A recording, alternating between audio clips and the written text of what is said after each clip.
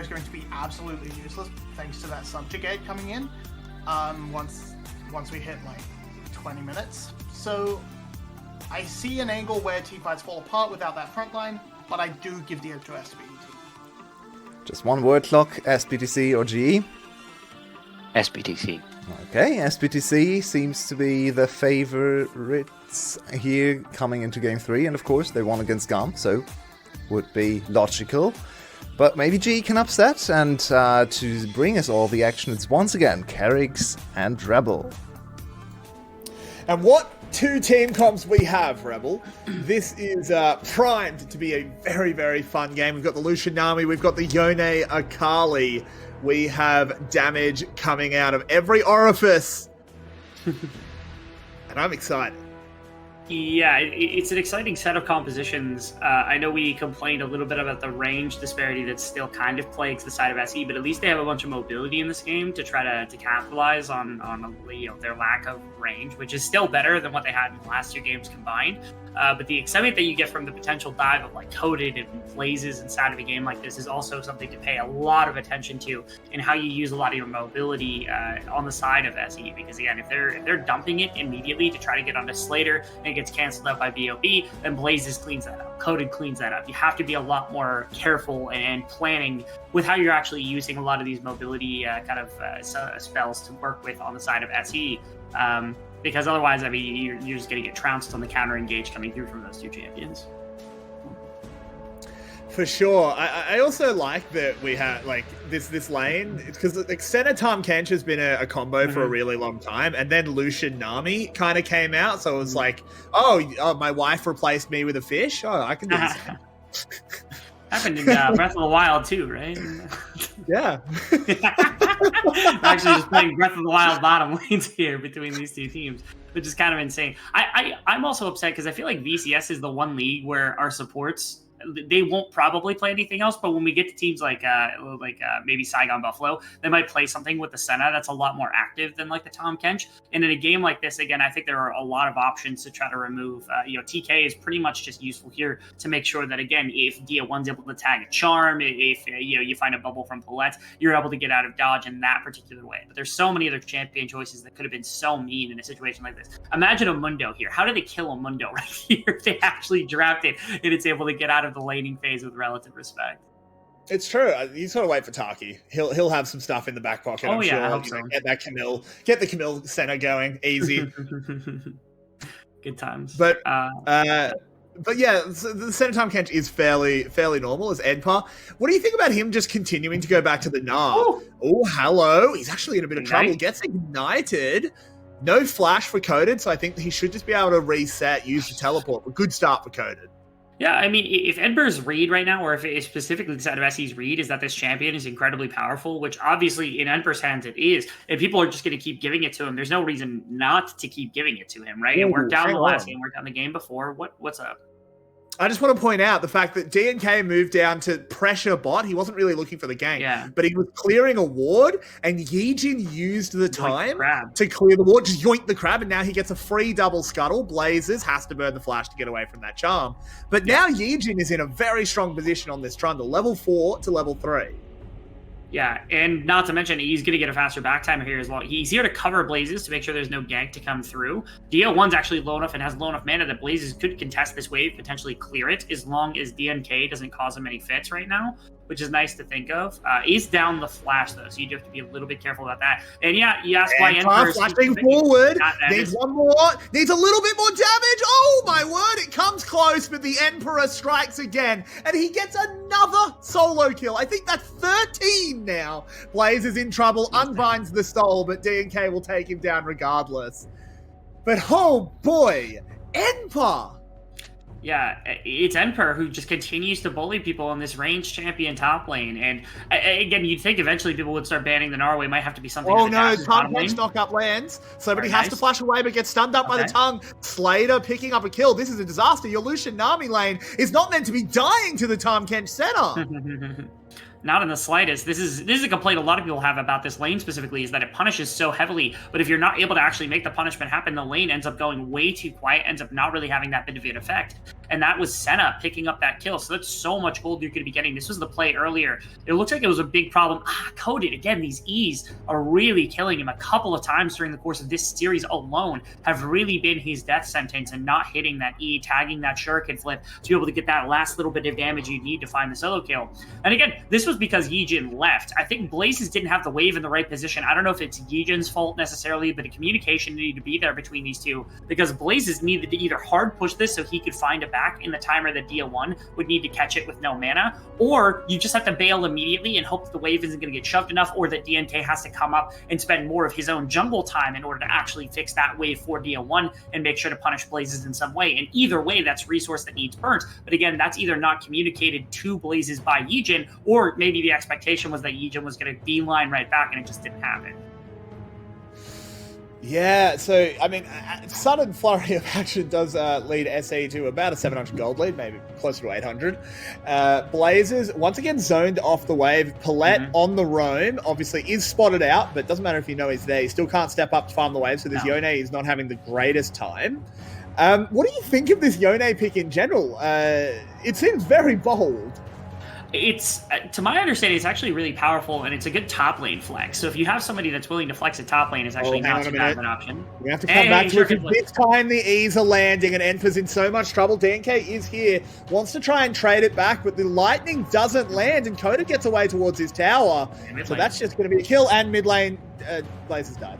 Okay. Yeah, I didn't want to throw too much into like Yijin earlier. I think I made it sound like it was Yijin's fault, and Blazes shouldn't have been as far up as he was. He should have just sacked the wave earlier. And right there, once again, he doesn't have jungle support. He knows the opposing jungler is also on top side, but his own jungler is down on the bottom side of the map. We get to see this. Yeah, he's in the river. How does Nami get to this play? Because I'm pretty sure Nami ends up with an assist on this one. Yeah, Nami assists. So... Runs right through the lane. Okay. Oh, okay. Yeah, okay. Oh, yeah, so it was just an assist on the E. Yeah, it was nothing too crazy. It was just waltzing through. I think Paulette wanted to try to track and see if they were going for the jungle. Right there, Dia, just kind of almost a solo play. I would say that probably would have just been a solo kill had it not been for Paulette just pressing the E on that one ability. But well played by him, because again, Blaze is just getting really disastrous in this mid lane up as the Yone up against this Ahri, making it so difficult for him to continue to play out this lane. Look at that damage. Yeah, and Dia1 doing something, I called it the Nightmare attack, but I think he's completely correct to play. This takes even more damage, of just picking up the Dark Seal. Ahri is so safe that any stacks you get on a Dark Seal or a Medjai's, they're always going to be safe. You might not end up with 10 kills, but you really don't need to, because you just don't die. Yeah. So smart from Dia1, because then you can actually be a damage threat rather than just the utility bot that Ahri so often is. Really putting some solid damage in. First Dragon does go to the side of GE while all of this was kind of going down. It's going to be traded for Rift Herald eventually as everything kind of comes through. I was expecting more from Yijin here. I know our desk had some very strange things to say about specifically the Trundle as the last pick. I know that was the case because they wanted the counter pick and they saw the Volibear and they go, okay, I guess we play the Trundle into the Volibear, try to get active. But Yijin's got Predator and hasn't made a single entrance into a lane point yet. Really have not felt the effect of the Trundle on the map outside of that one dragon that's been taken, which is rare because in every other year or both of the other games that we've seen so far, Yijin has been really active even on like a Talia. So it's strange to me that the Trundle just hasn't gotten as active here in this early game. Yesterday as well, on the Trundle in game one of their series, was super active. They ended up not winning that game, but it was definitely not Yijin's fault. He did absolutely everything he could on this pick. So the fact that he's been so quiet early, yeah, okay, he's up against a Volibear. Volibear is the premier early game jungler, but still, you'd think he could get a little bit more done. It doesn't help that Blazers, though, is just getting creamed. He is. He's down about 2 waves now, down the kill at least. The Yone is still going to have a lot of value. We've seen the power that the Yone can bring into a team fight, but again, being down this far means that Blazes is going to be delayed quite a while until that team fight really starts to come in. Once that second item is in, the Yone really starts to kind of catch on. The benefits are obviously that like they aren't really playing for early gold advantage, right? They're playing for dragon stacking. They gave up that early Rift Herald to the side of SE, who are trying to be active with this Volibear and trying to get ahead. They're the ones with the Lucian Nami as opposed to the Senatom Kench lane. They've got more onus, I would say, in the early game on the side of SE. And so if you're GE, if you're the Yone, if you're Blazes, you're not feeling super bad about falling in credit, like giving up gold, as long as you're getting gold in return, as long as you're not falling way behind the power curve. And I don't think think he's super far behind it at this point, right? Like he's 70 DCS in 10 minutes isn't exactly stupendous, but it's at least keeping him relevant inside of a game. That is, unless they continue to bear down on him. Pillar goes up, but DR1 is safe. Doesn't have to burn flash. Didn't even have the ultimate, so that gank just goes really nowhere. But at least Eugene's having a crack. Another charm lands. I don't think they can really commit onto this one. Well, DNK coming in very quickly. Eugene having to play front to block for Blazers, but they go under, turn the tower off. I don't know if they're actually going to be able to pick up a kill here, as everything seems to diffuse. Blazers, be careful!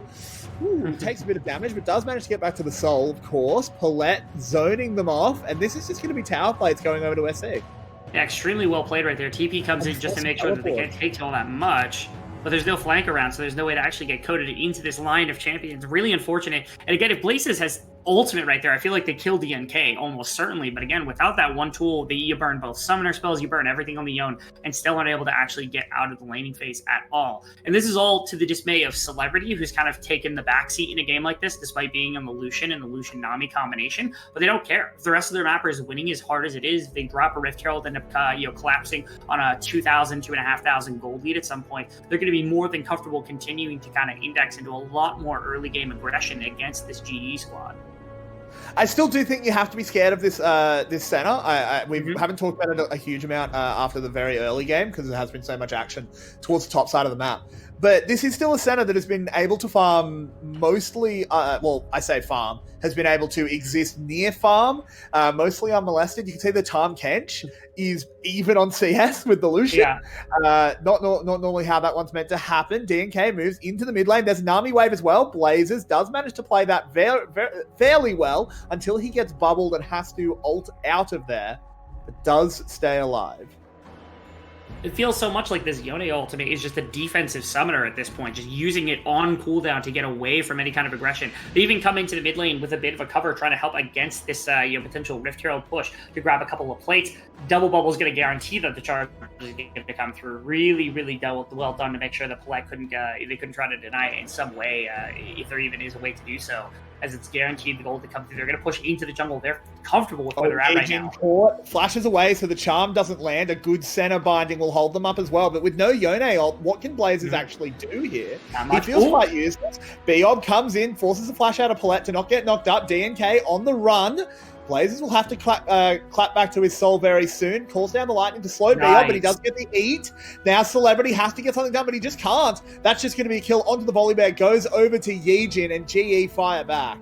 They do. They finally get something, right? It took them so long to get to this point, but they get a kill back. They're able to use a Beob, who ends up being the hero out of basically nowhere, coming in from the bottom lane, being able to split up this team, being able to get a kill onto the jungler, setting up for the dragon play, getting the pushback in mid lane. The only thing that they really got there on the side of SE were those plates from that Rift Herald, but that's about it and nothing else. So salvaging a little bit of the things that were happening, salvaging a bit of the aggression that was being put onto the side of GE, and setting themselves up for soul point, because they've got the first two dragons of the game. Hextech Soul is going to be useful for them when it comes to a team fight. They've got a lot of slow potential, a lot of AoE potential that can come into the rest of their team. The Senna is going to apply that so easily to a lot of the members of this team. If the range is going to be really high up there, it's going to make it a lot easier to try to approach a team fight on the side of GE, who, again, also on top of all other things, have reduced this gold lead to only about 1,000.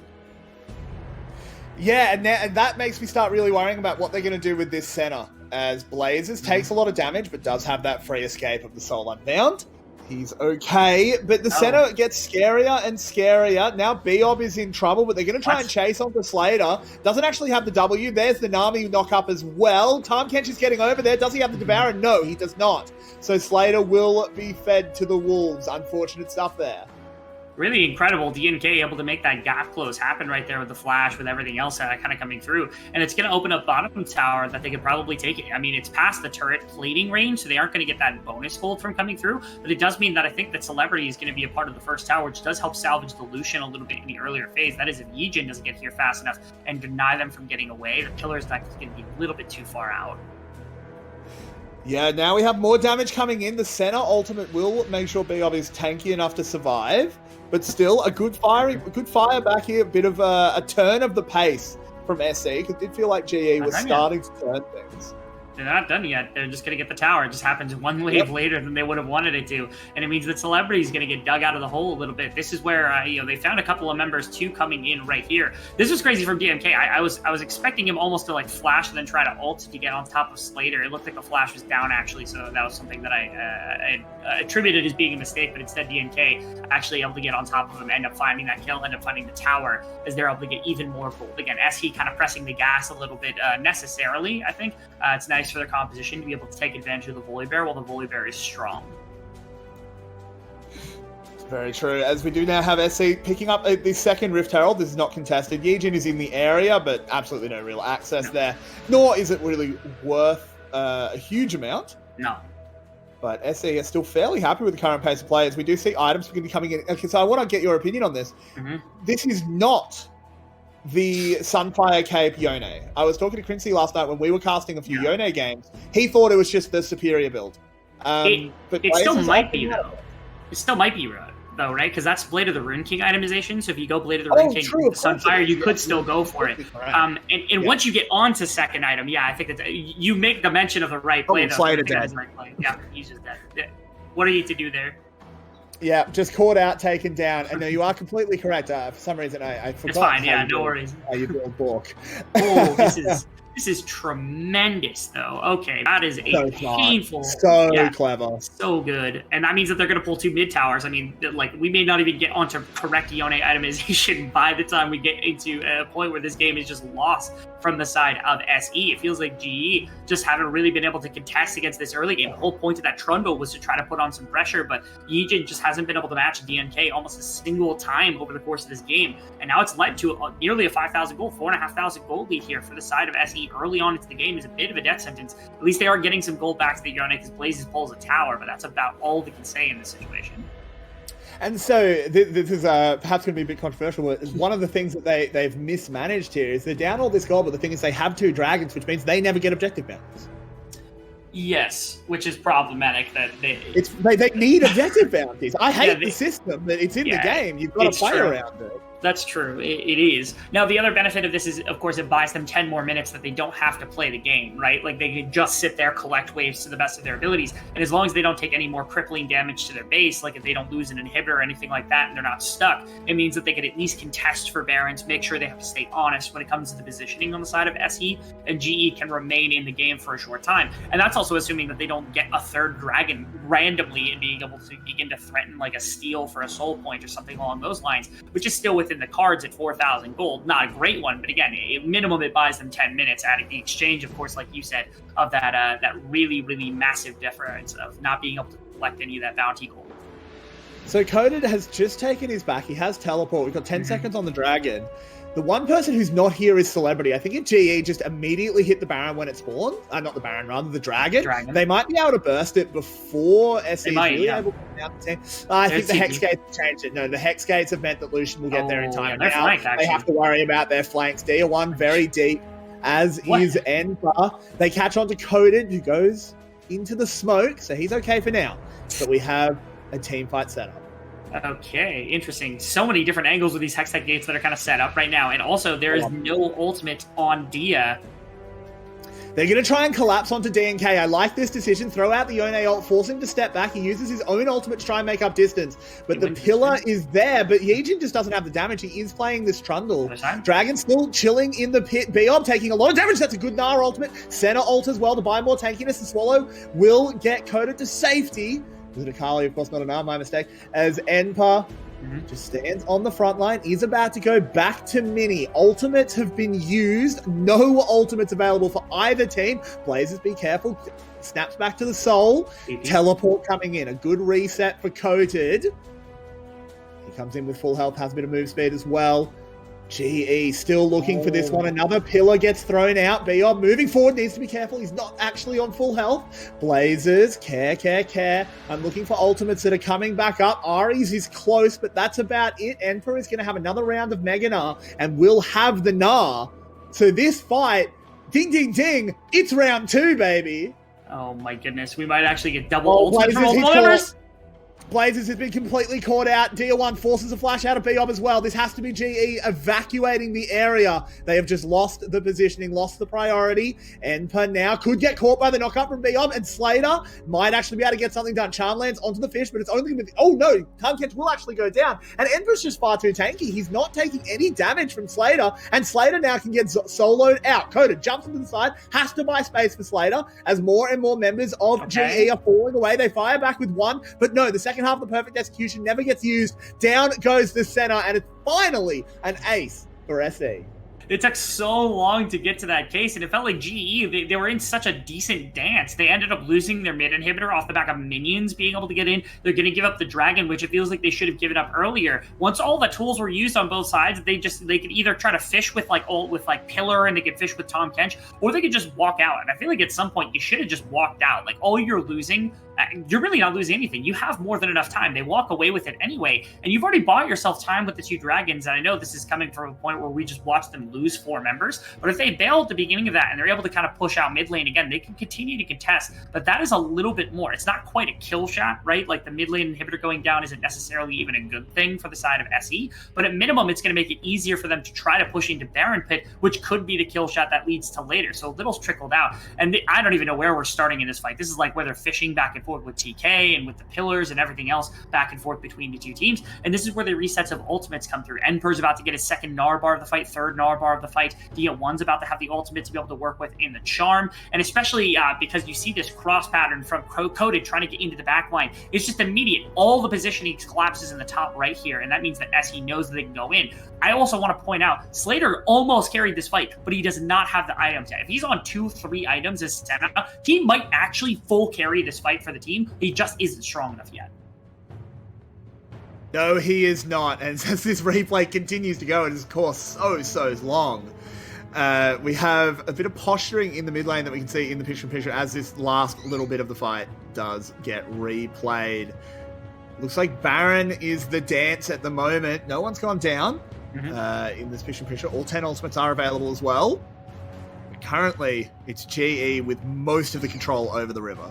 I would like to see where the items are at right now, because I'm really curious how close we are to things like Sunfire for the Yone, second, third item for Slater, where we're at in those kinds of regards, because I think it's really important to note when that's going to be the case, when they can actually look to start continuing to fight against this team, because they're down so much gold right now. It's so difficult for GE to even get a decent engagement in the first place, that if they do get one, I'd like to see if they're actually even capable of taking that kind of a fight. As SE is doing the right thing, they're kind of splitting between mid, which is the inhibitor down. It's constantly being pushed, and it means that the GE kind of has to bounce his 5 members between top and mid at any given point, because they're worried about the push doing damage to the base or losing additional structures. I don't think it ends up getting a Baron, but it is rocking a bit of the foundation that GE holds right now, and eventually something's going to crack, whether it's top tower or if there's going to be some damage put into the Nexus towers as well. The bubble lands onto Coded. They throw in the wave as well. There's a lot being committed when you've only got 2 minions. I don't know about the decisions there. It's not a huge deal, but I still don't know about it. Oh. Okay. Gnar's on the other side. They're going to try to fight here. Yeah. Oh! Yeah, but DNK with a lovely blast cone means Coded can't really keep anything going. GE has to fight here. Because as you said, Gnar is in the base. There are super minions in the mid lane. Oh no, that's a catch out onto the Tom Kench. The center ult comes too late to save them. Coded going low as well. This looks like SC are just snowballing out of control. Easy enough. They have enough of a wave, I think, to take the top tower here. Bottom tower's under threat from Gnar. Yone not able to really accomplish much as Blazes. He just resets and he's going to walk into bottom side now, maybe give up the inhibitor tower just for nothing. As the Gnar's going to try something right now, he's just going to clear the wave away. And it is just the 1 tower and the 1 kill going over, so they did slow the pacing of this. But again, I think SE really just wanted the tower, and they could have tried to give that up. And they weren't able to force their willpower. They weren't able to put the right person in the right place. I think Blazes needs to be a part of their fights. He's one of the big ranged engages that this team has outside of just Tom Kench throwing his body into the opposing team. And so it's something to consider for the future. You can see them wanting more. You can see them really kind of fighting for it. It's actually not even Sunfire. It's actually going to be Frostfire that's built by Blaze. Yeah, this was built yesterday as well. It actually does make sense in a team comp against a Gnar and a Volley Bear. They group up so much. The Frostfire is really annoying. to get around. I'm not 100% sure if it's better than Sunfire, but I completely see the logic. Damage-wise, I think it's worse than Sunfire by a significant margin. When it comes to CC, that is a good question. If Blaze is the first one to a fight, it means quite a bit to be able to slow them down on the other side. It looks like that fight didn't end up leaning all that much. It is still not SE who's been able to find a Baron buff, though, which is nice. Despite having the mid inhibitor, despite having that push kind of going, it has just been delivering minions into Blazes and into the rest of GE here as a possibility to get them enough gold. That's pick onto the top 10. No! Biob, mate! This catfish is just loving getting hooked. Biob taketh and Biob giveth away sometimes when it comes to games. In game 1, we were touting him as a hero. Even during the course of this game, at the beginning of this game, really the only aggression that was found from GE was off of Biob, and yet these last 2-3 fights really have been him getting caught out in bad situations and not being able to respond to it. As it looks like GE, they're willing to give the Baron, which is interesting because this is going to force SE into a position that has to do damage. They're going to get the Dragon, though, which does put them in another position. It gets another 5 minutes if they can last through the Baron buff push without losing too much of their base. Like, I think, it is making the best of a bad situation, but I don't mind the call as long as, again, if they're able to prevent the Baron buff from, actually crushing their base, they're okay to continue stalling. It's just that SE has so much hold right now. Yeah, it's so hard. I mean, SE probably needs to reset. It has been a little while since they have. There was a lot of posturing around Baron. Mm-hmm. So I don't think this 9k gold lead, or 10k even, is perfect, because I don't think they've bought in a little while. But you can just see Blazers is really unable to do very much to Emperor at all. Loses that fight. They lose the top lane tower as well. Yejin's going to barrel in. The Meganar comes out. The Yone ult misses, but it doesn't matter because the shutdown is good enough. Wave splits them apart. SE are outnumbered, but they can just back off. The damage is already done. That one kill means very little.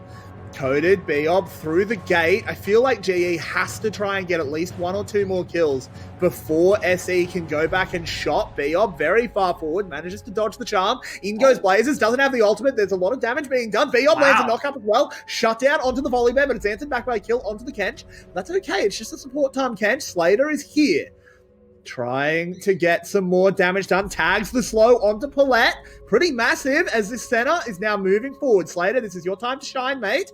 But they look like they're going to call it off, back on off. They know they need to get back to the base and do something about it. As Enpa, he's about to respawn. He has teleport. There it is. He is coming on in. They have to do this right now. Yep, turn around to the play, but the Yone goes down, and now they are absolutely stuffed as they are caught between a rock and the Emperor, and it will be SE leading them off the map, and this dynasty is secure in the first week with a 2-0 over Genius and Garm.